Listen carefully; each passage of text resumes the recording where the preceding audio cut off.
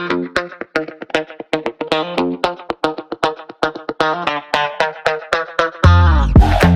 what's happening, everybody? I'm Larry Roberts. And I'm Sarah Lissy, and this is Branded, your comprehensive guide to creative branding. And on this episode of the podcast, we've got someone with us today that's going to be talking about full funnel marketing. I don't think we've had an episode yet talking about funnels, so I think this is going to be super insightful for helping us build our brand. His name is RJ Schultz, and he is the COO of Blip, an advertising technology company that enables marketers to run digital billboard ads as easy as online ads. He previously worked at Amazon, the Defense Intelligence Agency, and the Pentagon. And he holds an MBA from Duke University. So can't wait to talk to him. RJ, thank you so much for joining us. Thanks for having me. Great to be here. So let's start off by asking, what is full funnel marketing? Full funnel marketing. I mean, as easy as it sounds, using the full funnel, right? We need to remember that marketing, full stop, is just creating demand. It is creating demand for the product or the service that you are selling or offering. And people need to be developed. They need to be conditioned. They need to be ready to choose you. That doesn't happen after just seeing an ad or laughing at an ad or anything like that. They need to be conditioned. And that's what a full funnel helps us do. We hear a lot like top of funnel, or this is a bottom of funnel effort. This is a top of funnel effort. What does that mean? Like what constitutes something being top of funnel? Is there specific strategies, specific tactics? And then what is happening as we go down to the bottom? Okay. So top of funnel, just to answer your question as simple as possible, think awareness, getting your name out there. Middle of funnel, building trust. Bottom of funnel, converting. And so the question for us marketers is, how do we most effectively develop people along this path from becoming aware from unaware to starting to trust us to then being ready to choose us? And that's what full funnel marketing is. And if the question for us marketers is, how do we do that most cost effectively? The answer is to point different advertising mediums at the customer during appropriate spots along that customer journey. So right back to your question, advertising mediums that focus on awareness at first. And once they're aware of who you are and they see you in an authoritative, confident way, what can we point at them in the middle of the funnel to start building trust and familiarity? And this is socials and content and white papers and things like that. And then once we have this relationship and they've seen us 6, 7, 10 times, they've started to know something about us. They've started to feel things about us. Now in the bottom of the funnel, what advertising mediums can we point at them to help them convert? Click on some call to action. And that's, your standard paid ads, Google, Meta, LinkedIn, things like that. So help me how do billboards come into play there? Being the COO of Billboards, it seems like your interest would be in the billboard space, but a lot of what we're talking about here doesn't sound very billboard driven. Yeah. So what we are here for is to make sure that marketers create demand in the most cost-effective way possible. And that's not billboards, right? I want to say unequivocally, turning on billboards, using billboards is not going to bring people into your store. It is not going to send people to your website. But here's a question for anyone listening, and I'll pause after asking it so you have a chance to think and answer it in your car or wherever you are. But like, if I were to say, what does a Chick-fil-A billboard say? You could probably answer that. I'm curious. You could eat more chicken, right? Yeah, just so to eat more chicken. Yeah. That is the quintessential that billboard awareness campaign. So billboards definitely have their place in this, but eat more chicken is not driving someone to a website. Eat more chicken is not a QR code that they're clicking and right? Eat more chicken seeds the idea. It grows the authoritative awareness. It grows the trust, the familiarity. Sometimes it makes us laugh, and that stuff layered on top of the calls to action and the socials and the interaction. That's what converts us the most effectively. Let me cite a really interesting study done by McDonald's with respect to where billboards fit into this. And again, saying it's not billboards that did this, it's the combination of the two. Yeah. So McDonald's launched a menu item. This was a few years ago. And I'll send you the case study if you're interested in a PDF. But McDonald's launched a new menu item or resurged a new menu item, whatever it was, in 5 cities. And these were DMAs like Oklahoma City, Dallas, Austin, San Antonio, cities like that. And for 6 weeks, they ran Facebook advertising for this menu item in all 5 of those cities. And for the same 6 weeks, they ran billboards on top of the Facebook. in 4 of the 5 cities. And those 4 cities outperformed in sales the control city by 729%. Like, Wow. Billboards plus Facebook at the same time outperformed by 729% in sales. And so the question is like, why? And I'm super interested in that. You mentioned the DIA and the Pentagon, the Department of Defense. That was a previous life. I was an interrogator with the Department of Defense, and we learned a lot about psychology and the good kind of manipulation and motivation and how people were doing things and why they were doing things and what you could do or say to get them to do certain things. And I thought, well, once I go to business school and transition into the private sector, I'll never deal with that stuff again. I was wrong. It's every day, right? Marketing is creating demand. It's understanding motivation, understanding behavior, and understanding what we can do to stoke certain behaviors and things like that. And so the efficacy of the Billboards and the Facebook together in a McDonald's study, it comes absolutely down to the psychology of survival, which is super interesting to me, right? Think about getting served an ad on your phone. I don't know, whatever you're doing on your phone, playing chess, scrolling social media, hiding in the closet, what have you. You're not in shop mode, and that thing comes and you're like, I'm just like swipe away as quickly as possible, or just straight up ignore if you can. But if you're driving down the road and you're confronted by a digital billboard for 8 seconds, like that's an eternity. And that little pause is only 2 seconds, right? You are forced to psychologically ingest colors, logos, maybe a word or two. Even if you're checked out, right? You're subconsciously ingesting these things. The next time that surfaces on your phone, this is a psychology of survival that happens at the subconscious level. Your psyche is saying like, hey, we recognize this color, this logo, this word. Do we need to dwell an extra second to see if it's a benefit or a threat? Because the psychology of survival says, I have to react to this. I recognize that I've seen it before. Is it a benefit or a threat? And the answer is yes, I need to dwell an extra second to figure that out. And that's why the combination of Billboards at the top of the funnel and Facebook at the bottom did so well in that McDonald's study. So long answer to the short question, like, where do Billboards fit? It's there. It's at the top, making everything beneath it in the trust building and the calls to action more effective. And I think too, though, at the same time, your average brand probably couldn't leverage that. We're talking about Chick-fil-A, we're talking about McDonald's. These are massive global brands. So, I mean, if you're a small business owner, or even a small to mid-sized business owner, even that approach still isn't going to be necessarily effective for you. And I think that's where a lot of people may misinterpret the whole funnel concept. They don't know what steps to put it in, and they don't understand they have to already have a position themselves within their industry before they can start taking that level of funnel approach. Does that make sense? Yeah. So I'm assuming that you're coming from a place of like, hey, there's some cost prohibitive barriers to entry to even get on billboards. Chick-fil-A can do it. McDonald's can do it because they've got deep advertising pockets. But like, what about us corner stores? What about us local businesses? Well, it's not so much, let me jump in there. It's not so much about cost prohibitive. It's brand awareness prohibitive. Because if people don't already know the brand, having a billboard and on top of Facebook ads, is that still going to be just as effective? I mean, the 2 case studies that we cited here are, again, massive, massive brands. So mom and pop tile shop over here, and that wasn't supposed to rhyme, but they probably couldn't take this same approach with the same level of effectiveness, could they? Yeah, they can. They're starting way further up, the start of the road, because when I see a Chick-fil-A billboard, I already know who they are. I've already had amazing experiences with them. Chicken sandwiches mixed with Polynesian sauce, Chick-fil-A sauce together with a fry on the side. Like, I've already had all that stuff. So a new brand has an opportunity to start building that type of brand, building that type of trust, and they can do it in one of 2 ways. You can spend $14 to $18 a CPM on Facebook and get your ad in front of people as many times as you have money to pay, to pay.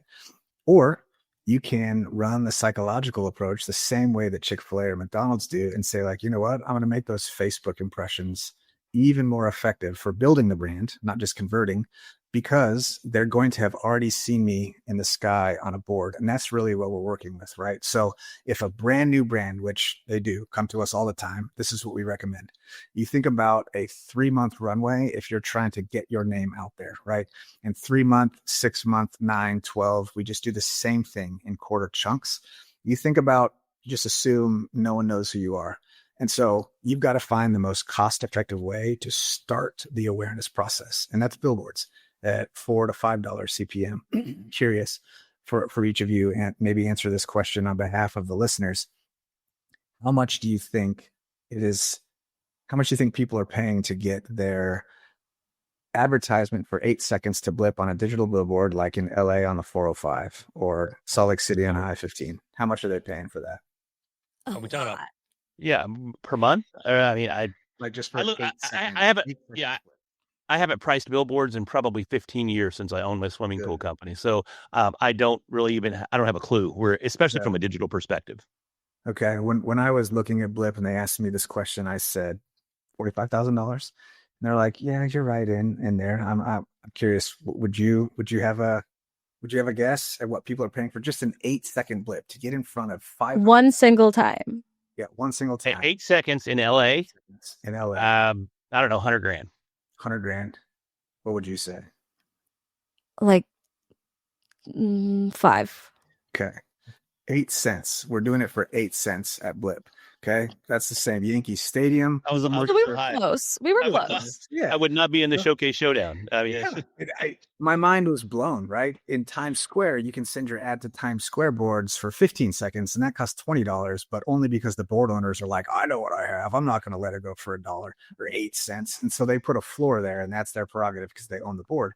But there still has to be a minimum buy. Am I right? I mean, no, there doesn't. But maybe it'd be helpful to give a 60-second overview to the listeners of what Blip is. And it's easiest understood using Uber as a proxy. Okay. So Uber, we're all familiar with, right? Uber is a piece of technology that sits in a two-sided marketplace between car owners, car riders. Uber does not own cars. Uber does not ride cars, right? They just connect the two on their open exchange. You guys see all these things happening? Yeah, we're like, that's the second Every time you like do thumbs up, you get like fireworks. Ratings. Yeah, like the technology is excited about this too. So Uber just connects car owners, car riders. Uber does not own, Uber does not ride, just connect the two. Blip is exactly the same. We sit between board owners, billboard owners, and people who want to advertise. We don't own any billboards. We don't advertise. We just connect the two through an open exchange. So just like you would call Uber at the airport to get a ride home for $50 instead of $50,000 to buy a car, you could come to Blip to send your ad to Times Square for one day, a week, a month, whatever you want, instead of a year-long contract for multi-millions of dollars. So it is the Uber style marketplace of billboards.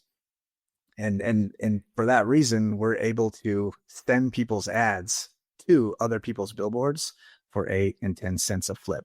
Now, granted, there are some grandmas out there in, middle Western Iowa who are really proud of their high school graduates, and they'll put their face up there for 8 seconds and they'll pay a dime. That happens all the time, and it's heartwarming. And it's dude, don't think for a second I'm not sitting here thinking I'm putting my face in downtown Dallas just to take the picture. So you go take a selfie in front of it, and it's fantastic. But if you are, like the question you ask, can we as an SMB like actually grow our brand? If you're trying to do that, depending on the DMA, and I'll use Salt Lake City because that's where we were founded, and we have a big network of boards there. You need to think about spending between $2,000 and $4,000 a month on out of home on billboards. And I could pull up a campaign. I looked at it this morning. We had spent $1,900 in the last 13 days, and the ad had been seen by 622,000 people.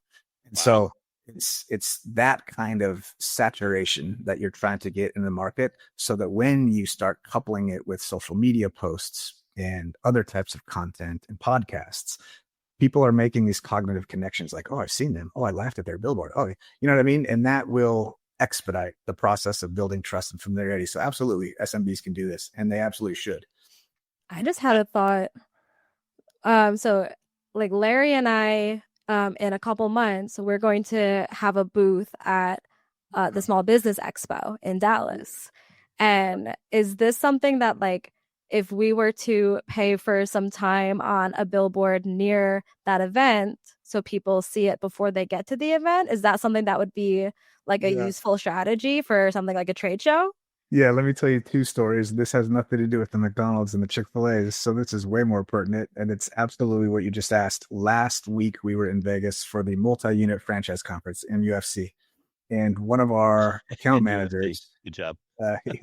One of our account managers, he had connected with somebody. I'll leave their name, out. He had connected with someone, and they had really good banter going back and forth about marketing and advertising and getting together and going to dinner and things like that. So he figured out when she was flying in, and he put her and her business and his face and his business on a billboard together and said, "We'll be at the conference. Come see us." And she responded with a selfie in front of it. She said, "I stopped my Uber driver and I got out and I took a selfie with my thing, or I had him take a picture of me with the thing. And then, well, I was actually at the conference sitting at the booth. We had 4 people come by and be like, 'Hey, you're the dude that was on the billboard when I got off the plane.'" And like, yeah, it works. Another thing, the second story is one of the most surprising use cases. And it doesn't seem surprising because it seems like duh, but we didn't anticipate this. Rappers, Fat Joe, Kanye West, like rappers will buy up boards a month in advance in their tour spots and their tour stops, and just saturate the place to drive last minute ticket sales in conjunction with the social media they're running. Right. So absolutely. You've got a conference, buy up all the space around that conference so people see you. When you like pick the billboard, you have the ad that you want. You've said like you could go take a picture in front of it, or she took a picture in front of the one that had her picture on it. How do you know when it's going to be there? Because if you only have 8 seconds, good question. like how do you time that? So every board, can you connect it to your GPS in your car? Be like, run this ad when this car gets here. So not necessarily as James Bondy as you just said, but like you can do that in effect. So because the platform is, think of like Google Maps. You go onto Google Maps when you sign on to Blip, and it'll show your freeway. And then we have like dots where these boards are. These are the locator pins. Well, you can hover over the pin and it'll bring up all this data. Like this is how many people pass it. This is what it looks like. This is the pixels. This is the size. You select that board in your campaign, and that's the board you're sending your ad to. You can select as many as you want and rotate. But if we selected that board right by the airport, we know it's going to be playing there. And then every digital board has 8 slots. So there are only 8 slots that rotate. So your ad will show every 64 seconds for 8 seconds. And so if you see it, you just drive over to it and you wait 64 seconds. It's going to come up again. So there's makes a lot more sense. Yeah. Another way that we're using it, and since we have the time, all the filters in my brain are like, don't tell the story. Here we go. Tell the story. We tell them all on the show. There are 2 companies, and they are competitors, and they share an industrial parking lot in Utah. Okay. They share industrial parking lot. So they are hundreds of yards from one another, both of their headquarters, and they're both franchise companies for the exact same service. Okay. Well, a former Blipanaut went to this company A and was their marketer. So he turned right around and was like, "Hey, let's advertise out of home." And they've been crushing it. They've been growing. You definitely, well, maybe not, depending on where you're from. You might have heard of them. They're in the pickleball space, I'll say. And so they're just rocking and rolling. They're growing. Part of the growth trajectory allows him a different job. So he leaves the marketing position and elevates his position somewhere in the company. And his replacement comes in. And the first thing he says is, "Stop Blip. I hate Blip. I hate out of home. I hate billboards. It's antiquated. It's unsexy. It doesn't work. We're not wasting money there." And so he's putting all their money into bottom of funnel stuff, which is going to work for the next couple of months because they've built a trust and brand and authority. But as soon as they try and go somewhere else, he's going to be fighting that ROI battle on the bottom of the funnel. Story for another day. Anyway, he cuts us off and they say, "What do we want to do about that? Do we want to talk to him?" I'm like, "No. Get me on the phone with the CEO of their competitor just across the parking lot." So I call him and I say, "Merry Christmas. We're going to spend $5,000 a month for the next 3 to 4 months on you. Send me an advertisement you want to play." So we go to the tool, just like you were asking. I found out where that new marketer that cut us off, I found out where he lives and his office. And we bought the board right at his freeway entrance and right out the window of his office. And when I'm looking at the tool, sometimes 2 and 3 of those 8 slots are taken by his competitor. So all day he's just looking at these advertisements of his competitor after he said billboards don't work. And so this is the kind of petty that I am here for. Yeah. I'm proud of this petty. And so I am proud of you. Yeah. And so listen to this. The capstone of this whole story is that apparently some stuff was going on in company A. They brought in the new person. They stopped the spend. Well, they also fired their CMO. Just let him go. He calls up and he's like, "I got a question. right around the same time, we had all this turmoil and we fired all of our partners. I started seeing our competitor right outside the office. And every time I got on the freeway, is that you guys? And I said, yeah, it's us. And he goes, I love it. We have definitely seen that as a company. And I'm like, yeah, take note, dude. So there is so much you can do with an Uber style marketplace for digital billboards. Like, you can get your name out there in so many creative ways, and people do see it. You know what I mean? No, when I always look at billboards, and I honestly always look at them because I'm judging them, because I worked as an ad copywriter for years, and I know Right. it's like it's its own monster. Trying to write good billboards is not easy to do, and I always judge how well companies do it. But Yeah. half of the It's hard. billboards, it is. Half of the billboards that I see are the ones that say, does advertising work? It just does. Call us. Like, it's advertising the billboard itself. Is Yeah. that because like billboards aren't being bought the way that they used to be? Or are those just because they are the stagnant ones that they literally go up with like a paint roller and put them up, and they should be replaced with digital? Yeah. That was like 4 questions in one. There's that one for sure. There's some static, and there's been a big wave over the last few years of people converting their statics to digitals. And so a billboard owner, like, think of billboards, maybe this is novel too. It was to me. Like, think of billboards as a rental property. Like, we buy a townhome and then cash flow it because it's like, oh, it's good for my retirement, my cash flow.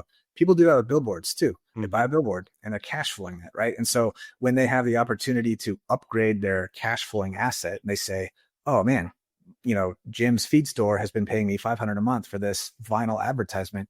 If I converted that to digital, I get 8 people paying me maybe $2,000 a month or something. And so they convert, and then they don't know what to do. So they hire a salesperson, and that salesperson goes out and tries to find 8 people who are willing to take an eighth of that board on contract, and it never fills up. So on average across the country, so we connect with like 3,800 digitals across the country, and on average 25% of them are unsold. So you see this advertised here, your name here, whatever. The whole Blip business model was to go to those guys and say, hey, your asset is not paying you out at 100%, so let's integrate our software with yours, and anytime you have an open slot, we'll just funnel demand from our marketplace and fill it. So it's called filling remnant space. And so the advertisements you see are people who are just like, no, I'm not doing 8 cents a flip. I'm going to sell this. And they're not selling the slot. That's insane. And it speaks to the evolution of marketing, in all honesty. Yeah. And, I think a lot of the small business owners, they're still stuck in that old school mindset. I mean, I was still stuck in the old school mindset of, yeah, it'd be cool to have a billboard, but I figure that digital billboards are way out of the price range of the vast majority of small business owners. But something like what you've done here it's I don't know, I don't want to say revolutionary, but it sounds revolutionary. Yeah, absolutely revolutionary. I mean, it is revolutionizing access to out of home advertising for sure. And somewhere where Blip has just failed, I mean, we suck at this, is getting our story and our name out there. We're a $50 million a year company. You've never even heard of us, right? Like, we do exactly what you wish you could do for your business. You've never even heard of us. That's our fault. And that's why we're starting to play, in the podcast space, and we've grown with 0 marketers on our team. We're a marketing company with 0 marketers. We have ad writers because, like you mentioned, some of these billboards are horrendous. People will want to come onto the platform. And I definitely should say this to all the listeners who are thinking, you know what, I'm going to try this.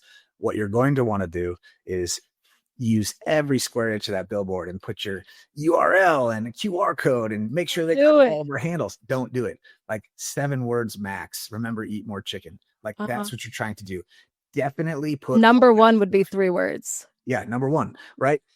Definitely put all that information in your content and your socials, and be very, very strategic and humorous and relatable and all that stuff. The purpose of the billboard is to just deepen the hook that they feel when they see your content, right? The billboard is just a duplicative effort. It's a multiplier. But make it clear what brand it is, because I also see so many where I'm like, oh, that's cool. Who are you? Exactly. Good point. best practice would be just to think about at least a third of the billboard with logo and name, at least, and then 2/3 of the billboard with whatever message you have. And sometimes your message does carry the name, and that's fine too. So this is just something to think about. But people need to stop for a second and know who they're looking at. And that's really all you're trying to accomplish with the billboard. Stop for a second, know who they're looking at. That's it. I will it's kinda say, interesting. go ahead. Go ahead. No, no. I was just gonna say we can't talk about billboards without just acknowledging Buc-ee's. Buc-ee's. I don't know if you're in Texas. Oh yeah, I'm in Oklahoma actually. Okay. Well. Oh, okay. All right. Yeah, close enough. Y'all probably have Buc-ee's. We've got Buc-ee's all over. They have the best billboard advertising I've ever seen in my life. It is every 17 feet when you're driving between Austin and Dallas. It's basically like, okay, it is in 427 feet on your left, but they have the funniest little catchphrases. I think Cracker Barrel is a close second, but think about what they're doing with you, right? We write a billboard ad and we're like, I want them to know everything about us.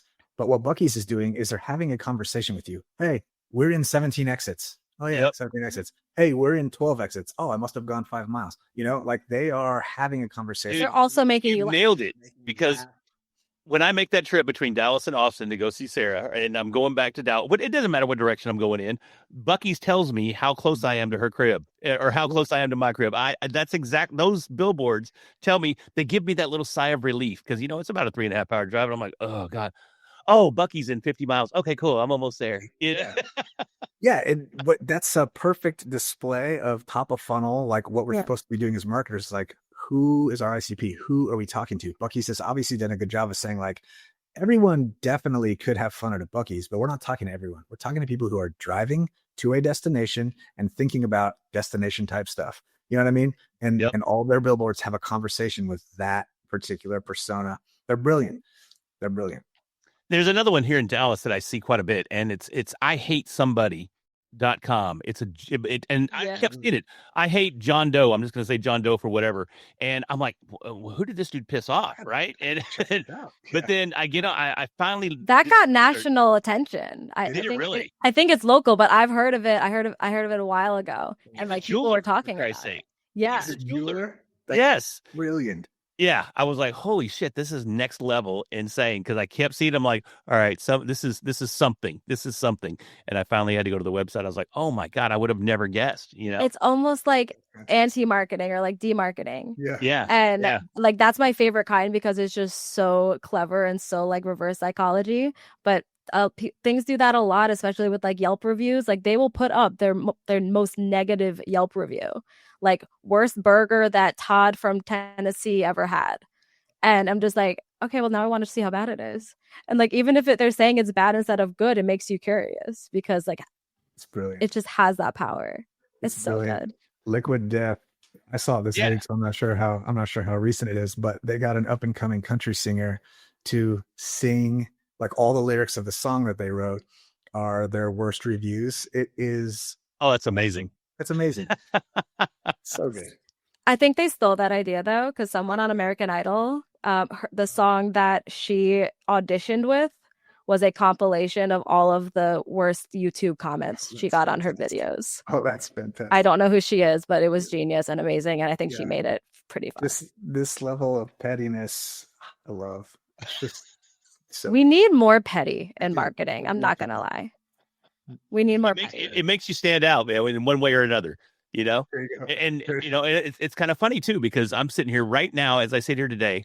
I have a meeting this afternoon with a lady that I'm still supposed to, but I'm pretty well decided I'm not going to fly to New York next week to do some consulting with her to do a business analysis for an AI product that she wants. So I was going to do the business analysis and write the technical specs, and potentially my company would develop it as well. But I've never met her. I was a referral, and she went to my website and she saw the red hat, and she completely lost her mind and made all these negative assumptions and said all these horrific things. And she literally looked at my brand, and my brand was technically hijacked because of, the political climate that we're in today. There's no political affiliation with my hat whatsoever, but she made all these assumptions of what I was and who I was. And we had some communication back and forth, and it was less than cordial from her side, but I was cordial as can be, and I'm still being cordial. And I'm going to take that meeting this afternoon, but it's out of morbid curiosity more than anything. And, I that says a lot from a marketing perspective as well. You can, and I made the same assumption on I hate John Doe or whatever his name was. It was a negative assumption on my part, but it drove me to go, hey, what's this all about? Why do people hate this cat? Yeah. So it's interesting. It's interesting even more so to experience it. So if you do end up taking that client, we're going to have to come back and edit that out. I don't care. I don't care. I mean, I posted it all over social media. I didn't put names or anything like that, but I posted it all over LinkedIn and Facebook and all that. I didn't even think political when you were saying that. I was thinking I went straight to like gangs. I was like, okay. I've heard that. If it was the '90s and I was in LA, then I'm down with the Bloods or whatever. But yeah, she instantly. There is no gang affiliation to Branded. I promise. Don't start a turf war. Don't need no drive-bys in the Branded hood. I'm going on the Blue Hat Media podcast right after this, so we'll see. Are you really? No. Like, is there a blue hat? Damn it. So you cornered the market on hat color logos. Hey, it's all gravy. So anyways, RJ, this has been an amazing conversation, man. Where can people find out more about you and Blip and how they can leverage billboards at the top of their funnel and start really getting their brand and their name out there? Yeah, great question. 3 things. Blipmedia.com. That's where you can go create an account and within 5 minutes, send your ad to a billboard directly from your computer. Number 2, we're on LinkedIn. My name is RJ Schultz. If you just type in RJ Blip, we'll be the only one. And then number 3, I will send each of you via email a link that you can distribute to your listeners where if they do want to try it, if they come through this link and create an account, we can put an extra 25% spend into their account. So for example, if they prepay $1,000, we'll give them $1,250 of advertising, so on and so forth. So yeah, those 3 ways. Awesome. Really appreciate it. Well, hey, everybody, if you've been listening to this episode and you got some value out of it, do us a favor, hit that subscribe button so we can continue to bring you these top of funnel episodes each and every week. And with that, I'm Larry Roberts. I'm Sarah Listy, and we'll talk to you next week.